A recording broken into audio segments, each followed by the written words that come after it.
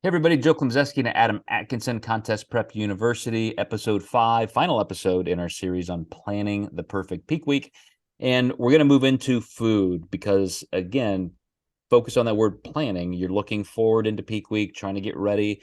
And one of the things that I preeminently want to discuss with my clients, Adam, is just like we did with micronutrition and minerals, a bit of an audit. Let me see what you're eating currently. I want to know every food source, every meal. I know within our own app platform, I can track that with some of our clients, but some who I may not be able to, I really want to know those details because when it gets down to on-site eating, when you've driven or flown to a location, you may or may not be picking up, purchasing, prepping new food sources in that city.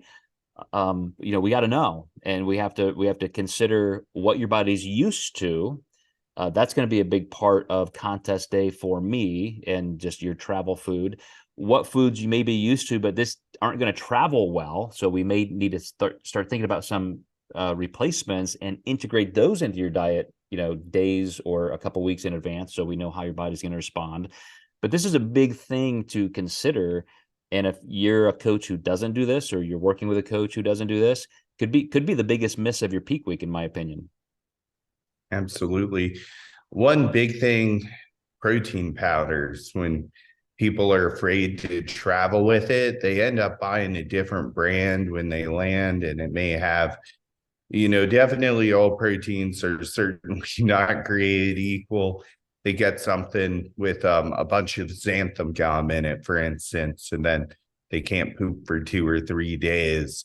Um, this stuff happens all the time. I literally had a client in my kitchen this weekend, and she was going through my pantry. She said, "Do you have any protein powder?" I said, "Wait, before you take mine, what do you usually take?" And she used one of the brands that our vitamin shop carries here. I said, just buy a small container here. I said, I'll split the costs with you because I'll drink it too, and just take a couple servings out of it and just leave it here so you don't have to travel with it. I said, I'd rather you stick to what you're used to versus changing it. Mm. One of the things I've always tried to do when I competed was take my own food as much as I can, and even on a plane, taking a soft cooler, things like that, and you've got food like the risk of getting somewhere and having those foods that you just are not used to, it could be high, and I know that may be a cost you just have to roll with if you have to travel a long distance and all that. So at least get the most like item matches that you can. But it's another reason to keep it as simple as possible during peak week. I have a lot of clients who, in the whole spirit of flexible dieting, like every day may look pretty different and all high quality foods, but they're really just looking at tracking the macros, and they prioritize novelty with their food, and that's great. But again, predictability and consistency for peak week, when you and I are monitoring all those photos and check-ins, but then also for your ability to take that food with you or get it where you're going. The more basic whole foods, it's not bro-ish, it's not old school, it's just kind of smart, to eliminate as many variables as you can. Yeah, absolutely.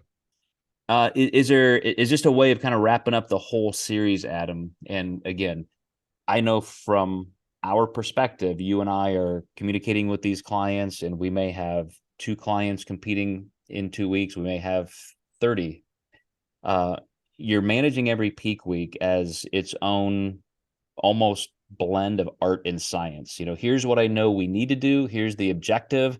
But you as a client are on different food levels. You're in a different state. We may be kind of hammering really hard to get lean enough. We may be building calories with your division, may be this, it may be that, your body type. So much goes into those fine details that just cannot be replicated person to person. But in general, just to give our listeners and viewers that final aspect of, here is what to consider for peak week, the things that you need to relax about, the things you need to worry about and really have nailed down. What's the overall mindset and to-do list that you like to create? Yeah, I was just talking to Jenna Fiscus about this because I had a larger group and a larger group than I've had a long time. I had 16 people competing this weekend, and that is a lot for me.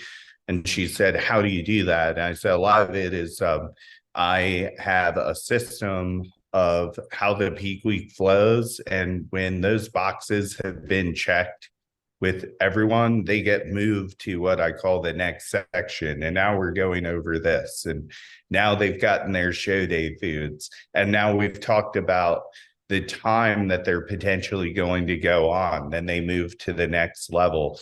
Then we talk about, when they need to do their pump up roughly, and talk about that. So we're really kind of sectioning that off and just making sure I don't skip any steps with any athletes along the way. So it's really, you could probably do it 100 different ways, but just creating a system that allows you to follow up in case you missed anything or if a client hasn't provided you with the information you need as a coach.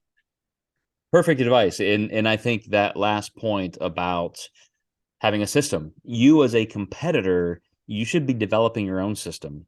Lists, spreadsheets, things to think about. It's, going all the way back to our first episode, it's all about just knowing that there is a shit ton to do in that week and a lot of things that can overwhelm you. So the further out you can kind of spread that planning and start checking those boxes and thinking through those questions that you may have for the promoter, for your coach, it just makes all the difference in the world. So just planning ahead and thinking that pre-peak week, the week or two ahead is just as important to create a successful peak week experience as it is, rushing right in and hoping it all comes together. 1,000%. All right, guys. Well, we hope you enjoyed this series. We'll see you next time in Contest Prep University. Don't forget to let us know what topics would help you most, and we'll see you next time.